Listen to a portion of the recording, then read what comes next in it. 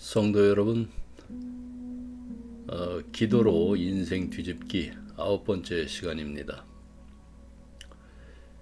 일주일에 3편의 그 설교 원고를 작성하다 보면은 어떤 주에는 온종일 한 주 내내 책상 앞에 앉아 있어야 되는 그런 주도 있습니다. 시간이 참 빠르게 지나갑니다. 우리가 함께 하는 그 기도와 이러한 치유의 자리에서 오랜 시간 관찰해온 그 한 가지 공통점이 있었는데요. 그것은 문제를 극복하고 또 지속적인 회복을 경험한 사람들은 모두 결국 그 하나님의 사랑의 원 안으로 들어가는 길을 발견했다는 사실입니다. 그들의 출발은 각기 물론 달랐습니다. 어떤 이들은 조용하고, 어떤 이들은 굉장히 슬펐고, 어떤 이들은 고통스러웠고, 어떤 이들은 굉장히 수동적으로 보이는 모습으로 그렇게 때로는 큰 소리 없이 시작이 됩니다. 그러나 그러한 겉모습과는 달리 그들의 내면 깊은 곳에는 하나님을 향한 간절한 갈망과 또 필요가 타오르고 있었죠. 우리가 주목한 또 하나의 중요한 사실은 어떤 방식이 다른 방식보다 더 훌륭하다거나 어떤 태도가 더 경건해 보이지 않았다는 점, 이런 것입니다. 각 사람이 걷는 그 회복의 여정은 감정의 상태나 현재 처한 필요에 따라서 달랐을 뿐 보여지는 그 어떤 모양은 별 의미가 없습니다. 결국은 모두 동일한 그 회복의 완성, 곧 하나님의 사랑 안으로 이끌려 들어갔습니다. 이처럼 하나님께 나아가는 길은 다양하지만 그 끝은 한 분이십니다. 사랑이십니다. 우리가 어떻게 이 사랑 안으로 들어갈 수 있나? 그 4가지 접근 방법이 있는데 지금부터 살펴보기로 하겠습니다. 그래서 오늘은 그 첫 번째 접근 방식, 이 오늘 말씀의 그 제목을 천국의 사냥개, The Hound of Heaven, 이렇게 정했습니다. 제목이 좀 공격적이죠? 여러분, 신앙의 여정은 우리가 무언가를 이루어야만 시작되는 것이 아닙니다. 가장 처음은 받아들이는 것에서 시작이 됩니다. 복잡한 이론이나 철학적 사색이 아니라 더 단순하고 깊은 한 가지, 하나님께서 먼저 나를 사랑하셨다는 그 감정적인 깨달음이 그 시작입니다. 요한 사도는 말합니다. 우리가 그를 사랑하면 그가 먼저 우리를 사랑하셨음이라. 요한일서 4장 19절 말씀이죠. 이것은 단순한 교리가 아닙니다. 하나님의 사랑 안으로 들어가는 문입니다. 우리는 하나님의 사랑을 얻기 위해서 노력해서 계속 올라가는 것이 아니라 이미 주어진 그 사랑에 눈을 떠가는 것입니다. 여기 한 권사님, 이름은 밝히지 않겠습니다. 그녀는 깊은 상처와 절박한 필요를 가진 채 하나님 앞에 섰습니다. 그런데 놀라운 일이 일어났습니다. 그녀는 그 깊은 감정 속에서 하나님께서 지금 이 순간 자신을, 남편을, 그리고 거리에 홈리스까지도 사랑하고 계신다는 그 확고한 확신을 경험한 것이죠. 이 깨달음은 단지 감정만으로만 머물지는 않았습니다. 그녀는 그 사랑에 반응함으로써 그 사랑의 원 안으로 들어갔고, 또 예수님께서 주신 그 첫 번째 계명 뭐였죠? 내 마음을 다하고 목숨을 다하고 힘을 다하고 뜻을 다하여 주 너의 하나님을 사랑하라. 누가복음 10장 27절 말씀. 이것을 삶으로 실천하기 시작했습니다. 그리고 놀라운 일이 일어났습니다. 권사님은 하나님의 사랑을 받아들이면서 자신도 있는 그대로 받아들이기 시작했습니다. 완전해서가 아니라 그 모든 부족함에도 불구하고 하나님이 자신을 사랑하신다는 사실이 그녀를 자유롭게 했습니다. 이제는 가식 없이 두려움 없이 자신의 약함을 마주할 수 있게 된 것입니다. 그 사랑은 그녀 안에 새로운 갈망을 일으켰습니다. 그냥 용납받는 데에서 멈추는 것이 아니라 더 나아가서 성장하고 또 온전해지고 마음속의 분노와 원망을 떨쳐내고 싶은 그 갈망이 있었죠. 그녀의 마음과 에너지는 이 하나님의 은혜와 함께 일하기 시작했습니다. 여러분, 이런 감정은 우리 모두가 경험하는 것이 아닌가요? 우리는 왜 더 현명해지기를 원하고 더 강해지고 더 아름다워지기를 원합니까? 단지 나를 위해서가 아니라 사랑이 우리를 변화시키고 성장하게 만들기 때문입니다. 우리가 가족이나 자녀를 사랑할 때 더 나은 사람이 되고 싶어지듯이 그 권사님도 하나님을 사랑하면서 더욱 하나님을 닮고 싶어졌습니다. 이것은 도덕적인 노력이나 율법적인 의무가 아닙니다. 사랑이 이끄는 변화죠.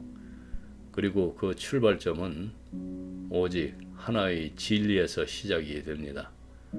하나님은 지금 이 순간 당신을 깊이 사랑하고 계십니다. 기도 그 모임 가운데 하나님께서 놀라운 방식으로 역사하시니 또 한 분이 계셨는데 이분 역시도 권사님은 그 회복의 첫 열매를 통해서 하나님의 사랑을 깊이 경험한 후에 곧이어 이제 두 번째 열매를 맺기 시작을 하셨습니다. 그 열매는 단순한 감정이 아니라 예배하고 섬기고 사랑하고자 하는 그 실천적인 열망이었는데요. 이 권사님은 남편만이 아니라 주변의 이웃까지 그러니까 그 하나님의 자녀로 모든 이웃들을 품고자 하는 마음으로 이렇게 변화되셨습니다. 이전에는 생각지 못했던 이웃에 대한 그 정의가 바뀌기 시작한 것이죠. 짧은 시간 안에 이제 그녀는 분명히 그 사랑의 원 바깥 가장자리까지 닿았습니다. 하나님을 사랑하고 자신을 긍휼히 여기며 이웃을 자기 몸처럼 사랑하려는 모습이 그 안에서 이제 피어나기 시작한 것이죠. 이것이 바로 예수님께서 말씀하신 가장 큰 계명, 그러니까 이 삶 속에서 열매 맺는 장면이었습니다. 이 같은 이제 그 이야기들을 들으면은 문득 한 인물의 말이 떠오릅니다. 그 미국 그 대법관이었던 그 올리버 웬델 홈스라는 분이 계셨는데요. 그분이 이렇게 말했습니다. 내 종교는 단 두 단어로 요약할 수 있습니다. 그래서 우리 아버지, Our Father. 사실 이 짧은 고백은 완전한 기도입니다. 왜냐하면 우리가 이 두 단어를 깊이 묵상할 때 하나님은 나만의 아버지가 아니라 우리 모두의 아버지이심을 깨닫게 되기 때문이죠. 그 권사님도 그 기도를 통해서 마침내 이 신비에 눈을 뜨게 되신 겁니다. 우리 아버지, 우리 아버지라는 두 단어. 우리 아버지께서 나만이 아니라 내 남편 또 이웃 또 뭐 홈리스, 이 모든 사람들을 사랑하신다는 사실을 마음 깊이 깨달으신 거죠. 예, 우리 아버지. 그 깨달음은 단순한 지식이 아니라 그녀의 삶을 예배로 바꾸고 마음을 열어서 이웃을 품게 하는 살아있는 사랑의 능력이었습니다. 관련된 그 성경 본문을 보면은 마태복음 6장 9절에서 그러므로 너희는 이렇게 기도하라. 하늘에 계신 우리 아버지여. 예, 주기도문을 주시면서 이렇게 말씀하시죠. 예수님이. 그리고 요한일서 4장 12절에서 보면은 어느 때나 하나님을 본 사람이 없으되 우리가 서로 사랑하면 하나님이 우리 안에 거하시고 그의 사랑이 우리 안에 온전히 이루어지느니라. 네. 아버지, 창조주, 자신과 이웃, 그리고 모든 생명체의 유지자이신 그분은 온 세상을 그 사랑의 일치, 즉 하나의 아버지, 하나의 형제로 감싸 안으십니다. 그러니까 권사님은 우리 아버지께서 자신을 사랑하신다는 것을 깨닫고 이 신비에 눈을 뜨게 된 것입니다. 그래서 기도 모임에서 함께 했던 그 한 청년 또 뭐 가명으로 말씀드리죠. 철수의 이야기도 그와 같습니다. 어린 시절부터 이제 심한 말더듬증으로 고통을 받아온 그는 모임 초기에 진행한 검사에서 깊은 그 불안감과 열등감이 좀 드러났는데요. 그는 정기적으로 모임에 이제 성실히 참여했고 매번 주어진 과제를 따라서 자신의 감정과 고통을 하나님 앞에 내려놓으려고 노력했습니다. 하지만 몇 달 동안은 겉으로 드러나는 뭐 뚜렷한 변화가 거의 없었습니다. 그러던 어느 날 우리는 그에게서 분명한 변화를 감지를 했는데요. 그의 말이 놀라울 만큼 조리 있게 또렷해지고 눈빛에도 자신감과 평안이 느껴졌습니다. 몇 주 사이에 이런 놀라운 변화가 일어난 것을 본 이제 다른 참가자들이 그에게 물었습니다. 무슨 일이 있었던 거지요? 그 철수가 조용히 입을 열었습니다. 처음 제가 기도 실험을 시작했을 때를 기억하실 겁니다. 그때 저는 노래는 참 쉽게 부를 수가 있었어요. 멜로디에 마음을 실어 부르는 건 전혀 어렵지 않았죠. 그런데 막상 말로 기도하려고 하면 입이 떨어지지 않았습니다. 왜 그랬을까 생각해보니 제 안에 이런 마음이 있었던 것 같아요. 브람스는 이 아름다운 곡을 작곡했고 나는 그냥 이렇게밖에 나를 만들어내지 못했구나. 그래서 저 자신을 바라보는 시선이 부끄럽고 위축되어 있었던 것이죠. 그래서 말보다 노래가 더 쉬웠던 겁니다. 그런데 몇 주 전 아침 기도를 마친 뒤 문득 하나님께서 브람스를 쓰신 것처럼 나도 사용하셨다는 확신이 제 마음 깊이 찾아왔어요. 하나님이 나를 창조하셨다면 그것은 내가 그분에게 소중한 존재라는 뜻이고 하나님은 정말로 나를 사랑하신다는 확신, 그것입니다. 그 순간부터 그는 말했습니다. 그 깨달음과 함께 말로 표현하기 어려운 기쁨과 환희가 밀려왔고 마치 오래 묶여있던 열등감이 사라지듯이 제 안에서 무엇인가가 풀려나기 시작했어요. 그리고 처음으로 내가 말해도 괜찮다, 내 생각을 표현해도 된다는 그런 자유로움이 생겼습니다. 육체적인 치유는 만족스러웠지만 그것은 단지 하나의 열매일 뿐이었습니다. 놀라운 것은 그가 하나님을 찾고 발견했고 내면의 천국을 만졌으며 또 예수님이 약속하신 대로 외적인 것들이 더해지기 시작했다는 것입니다. 그의 언어적 치유는 많은 것 중 하나일 뿐이고 사랑의 그 원 안으로 들어간 것은 그 권사님처럼 그를 신에 대한 노래하는 사랑으로 이끌었고 그 후 그 신의 자녀로서 자신을 재평가하게 된 것이죠. 그는 신, 그러니까 아버지께서 나오신 인격을 사랑하고 신뢰할 수가 있었습니다. 그의 성장이 이제 시작된 것이죠. 네. 그래서 우리 그 기도 모임 가운데 한 자매님이 계셨는데 가명으로 그냥 지민자매라고 이렇게 부르죠. 네. 지민자매는 남편의 그 반복된 외도와 무책임한 태도로 인해서 오랜 시간 깊은 상처를 안고 살아왔습니다. 하지만 회복의 시작은 남편이 바뀌는 것이 아니라 자신의 시선과 마음을 하나님께로 돌리는 것임을 깨닫는 데서부터 시작이 되었습니다. 그녀는 마음속으로 이렇게 고백했습니다. 내가 바꿀 수 있는 사람은 남편이 아니라 오직 나 자신뿐, 그리고 나를 사랑하시는 하나님이시구나. 처음에는 이제 분노와 억울함, 좌절이 그녀를 사로잡고 있었는데, 그러나 기도 가운데 그 모든 감정을 억누르거나 외면하는 것이 아니라 하나님 앞에 있는 그대로 솔직히 내어놓기 시작했습니다.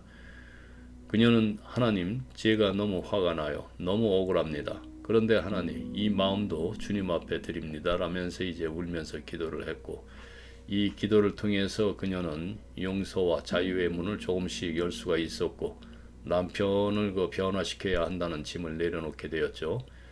그래서 지민자매는 하나님 아버지의 무조건적인 사랑을 점점 더 받아들이기 시작했고, 그 속에서 자신의 존재가 얼마나 귀한지를 다시 회복하게 되었습니다.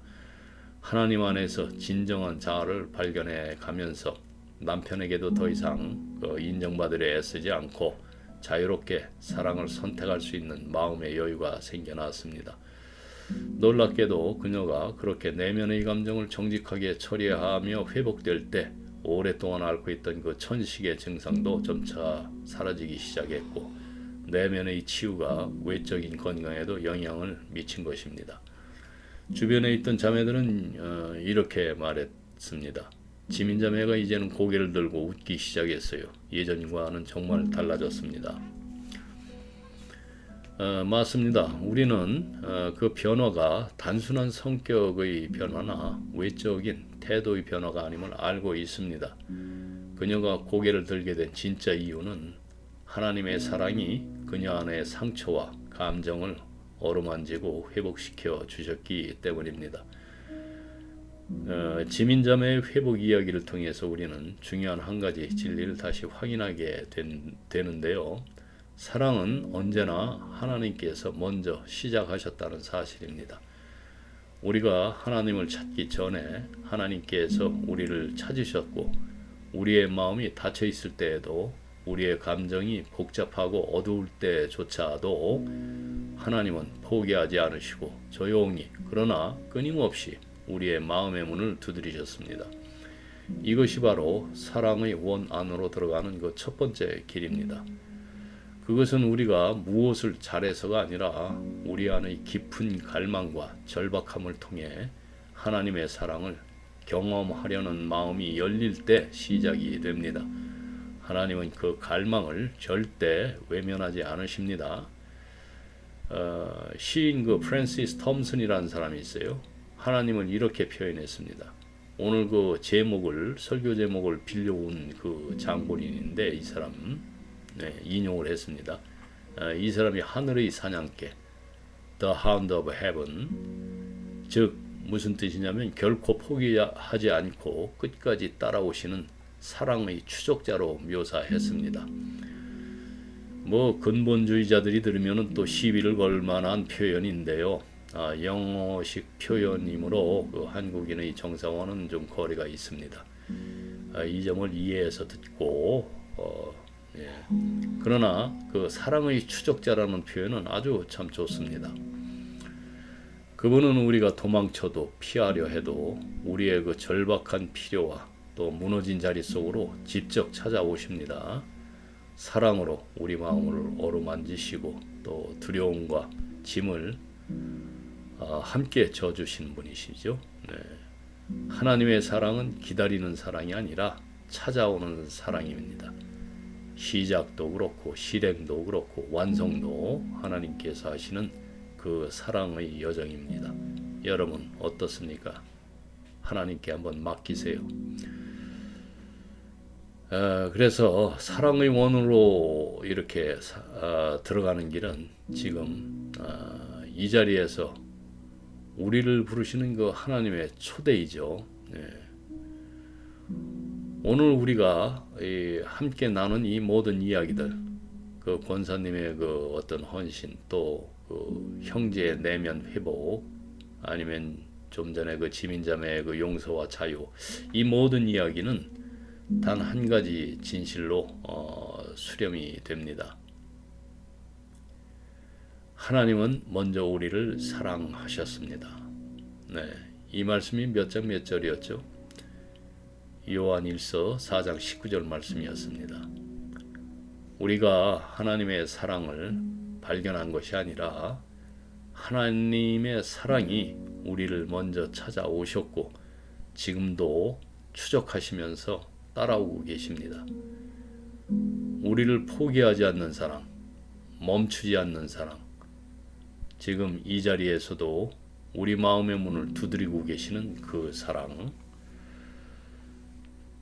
우리가 오늘 이 예배 자리에서 기억해야 할 것은 이것입니다. 회복의 길은 특별한 사람에게만 주어지는 길이 아닙니다. 사랑의 원 안으로 들어가는 문은 능력 있는 자의 것이 아니라 갈망하는 자의 것입니다. 갈망은 곧 문이 됩니다. 상처는 곧 입구가 됩니다. 우리는 종종 이렇게 생각합니다. 내가 더 경건해지면, 더 깨끗해지면, 더 열심히 하면. 아니요. 오늘 성경은 말씀합니다.